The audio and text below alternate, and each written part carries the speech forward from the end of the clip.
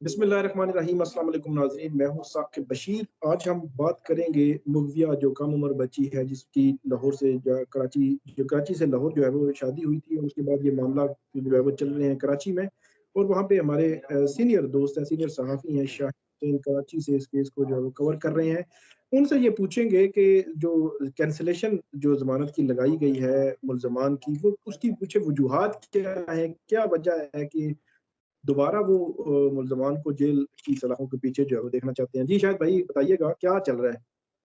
Sir आपका बहुत शुक्रिया। सर ये तवक्को ये की जा रही थी कि मेहदी काज़मी साहब जो है ट्रायल कोर्ट के फैसले के खिलाफ हाई कोर्ट में ही दरख़्वास्त दायर करेंगे कि मुल्ज़मान को जो ज़मानत दी गई है वो बनती नहीं थी।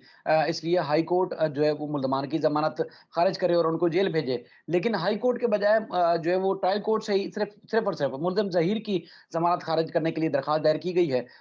बाकी जो दीगर मुल्ज़मान हैं उनके खिलाफ कोई दरख़्वास्त दायर नहीं की गई है। यानी कि मुल्ज़म ज़हीर और शब्बीर के खिलाफ जो एक तरीक़ा कार भी है हाई कोर्ट में दरख़्वास्त दायर करनी थी। और जो निकाह खान और गवाह को सिंध हाई कोर्ट ने ज़मानत दी थी, उनके खिलाफ सुप्रीम कोर्ट में दरख़्वास्त दायर करनी थी। अभी टाइम है वैसे, लेकिन अभी उन्होंने फिलहाल नहीं की किसी के खिलाफ भी। लेकिन जो मुल्ज़म ज़हीर है, उसके खिलाफ उन्होंने ट्रायल कोर्ट में दरख़्वास्त दी है और ट्रायल कोर्ट ने इब्तिदाई समाअत के बाद नोटिस जारी किए हैं, जिसमें प्रोसिक्यूशन को, मुल्ज़िम के वकील को और उसके बाद फिर तफ्तीशी अफ़सर को इसमें जवाब तलब किया है। उसमें सर वो बड़ी दिलचस्प बातें लिखते हैं। आपको पता है कि कोई भी ट्रायल कोर्ट या कोर्ट अगर किसी मुल्ज़िम को ज़मानत पर रिहा करने का हुक्म देती है, तो उसमें कुछ कंडीशन लाज़मी रखती है कोर्ट।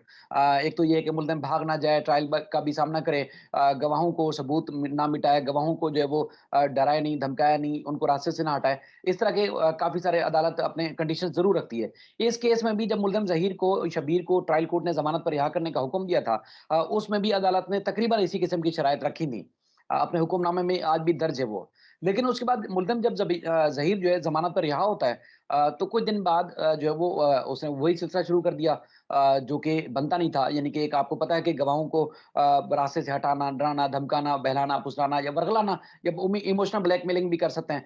वो सारे वो काम कर रहा है जो एक खतरनाक मुल्ज़िम जो है किसी भी मुद्दई के साथ या गवाहों के साथ करता होता है। तो इसने भी वही काम किया। मुझे ये पता चला कि कुछ ज़मानत मिलने के बाद कुछ दिन के बाद मुल्ज़िम ज़हीर ने अपने व्हाट्सएप के ज़रिए मेहदी काज़मी साहब से राब्ते करने की कोशिश की, बार-बार राब्ता करने की कोशिश की और ज़ाहिर है वो उन्होंने कोई रिस्पॉन्ड नहीं किया, तो एक वॉइस नोट भेजता है।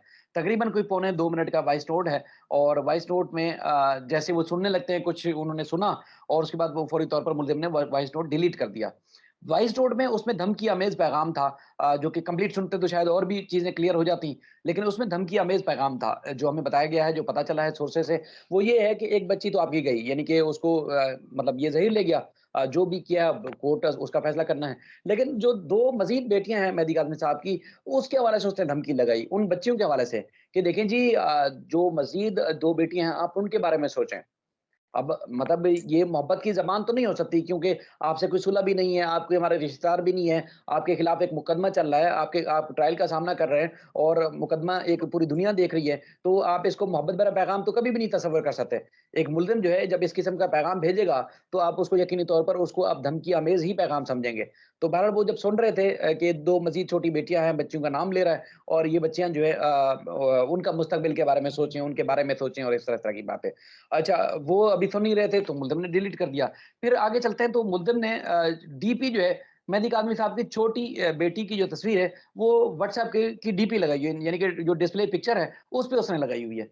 अब इससे तो बड़ा एक संगीन पैगाम जाता है कि ये तो मतलब कोई रिश्तेदार, पहले जैसे मैं अर्ज़ कर चुका हूँ, कोई रिश्तेदार तो है नहीं, कोई सुलह भी नहीं है, कोई मोहब्बत का ताल्लुक भी नहीं है, कोई रिश्ता भी नहीं है। तो फिर किस हैसियत से आपने वो तस्वीरें लगाई हुई? तो इससे भी ये जाता है पैगाम कि मुल्ज़िम ने जो है वो डराने-धमकाने की कोशिश कर रहा है। मज़ीद बच्चों के लिए खतरनाक साबित हो सकता है। तो तो इसमें इसलिए ये जो तस्वीर की बात कर रहे हैं और जो मैसेजेस हैं, ये तो मुल्ज़िम का कंडक्ट तो इस पे नेगेटिव हो गया। ये तो डेफ़िनिटली एक बड़ा पॉइंट है और ख़ास तौर पर जो बच्ची की तस्वीर है, मेरा ख़्याल है वो तो एक अलग से वो कैसे मतलब किसी की बच्ची की आप तस्वीर अपनी डीपी पे लगा सकते हैं, बगैर उसकी इजाज़त के?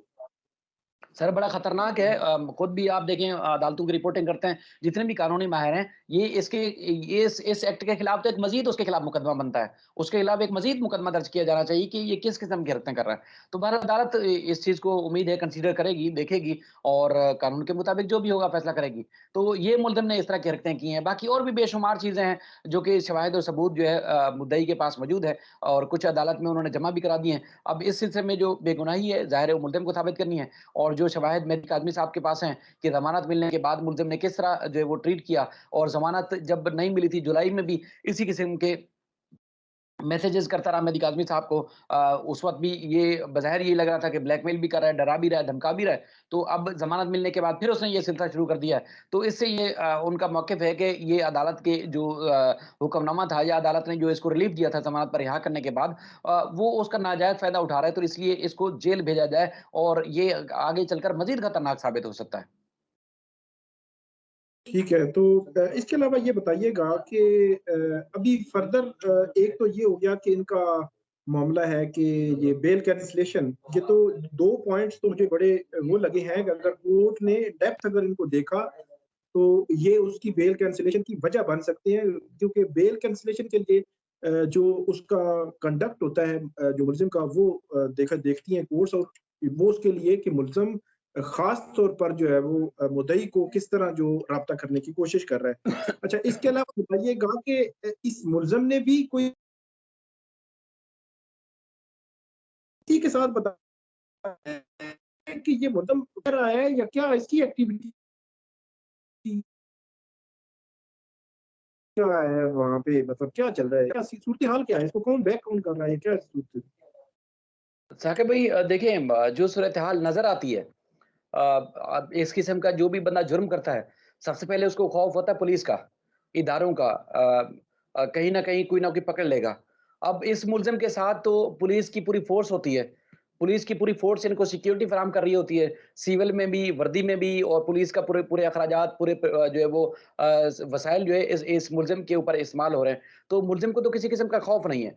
तो अगर डर होता मुल्ज़िम को ज़मानत मिलने से पहले, ज़मानत मिलने के बाद या जो-जो उसने हरकतें की हैं, अब उन सारे जो मामलात हैं उसमें तो बैक जो कर रही है इब्तिदा में जो नज़र आ रहा है, वो तो पुलिस कर रही है। पुलिस का नज़र आ रहा है कि पुलिस का जो एक्ट है, वो दुरुस्त एक्ट नहीं है। पुलिस को इस किस्म का एक्ट नहीं करना चाहिए था। लेकिन जो चीज़ें मुल्ज़िम के लिए खतरे का सबब बन सकती थी या मुल्ज़िम को का खौफ का सबब बन सकती थी, वो तो पुलिस ने खुद खत्म कर दी। क्योंकि पुलिस तो कहती फिर रही है ना कि ये जुर्म हुआ ही नहीं है, ये जुर्म बनता ही नहीं है। और उसके बाद फिर जब सारी इन्वेस्टिगेशन हुई, चीज़ें खुल के सामने आई, कुछ साहबियों ने रोल प्ले किया, तो उसके बाद फिर पुलिस ने मजबूरन जो है वो सारे शवाहिद जब उनके सामने आ गए, तो उसके बाद फिर उन्होंने चालान में संगीन नौयत की दफ़ात लगाई।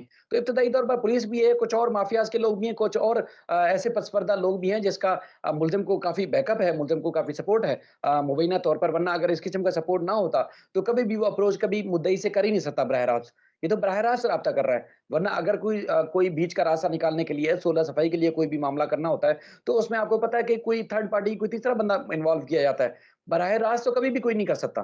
लेकिन मुल्ज़िम को पता है पुलिस ने कुछ बिगाड़ना नहीं है, पुलिस का तो मैं खुद मेहमान हूँ, इदारे कुछ करेंगे नहीं, जेल गया था और वहाँ एक मज़े से वापस आ गया हूँ और अब एन्जॉय कर रहा हूँ, रियासत का, कौम का, अवाम का मज़ाक उड़ा रहा हूँ, उनको मुँह चढ़ा रहा हूँ, तो इसलिए मुझे कुछ कोई कर ही नहीं सकता। तो जैसा चाहे बिल्कुल वो अपनी मर्ज़ी से ज़िंदगी गुज़ार रहा है।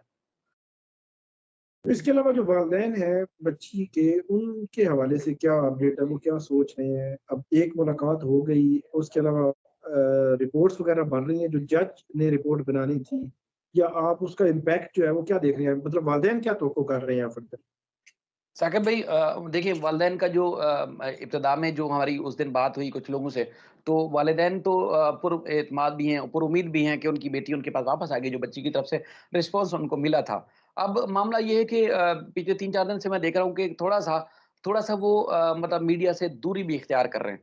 एक तो ये है कि इस केस को जिस तरह ये केस रिपोर्ट हुआ है, तमाम तकरीबन इदारे जैसे मैंने पहले भी आपसे तज़किरा करा था कि माइंडसेट है, जो माइंडसेट वो चाहता है कि जो कुछ हुआ है वो दुरुस्त हुआ है और अगर दुरुस्त नहीं भी हुआ लेकिन अब कुछ हो गया तो बस जाने दो ना अब जान छोड़ो।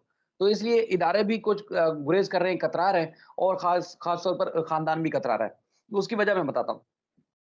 देखिए एक होती है खबर, आप सोशल मीडिया के ऊपर मीडिया के प्रिंट या टीवी चैनल के ऊपर आप ब्रेक करते हैं, आप उनको पब्लिक करते हैं, तो उसका इम्पैक्ट एक और तरीके से पड़ता है, एक खबर का।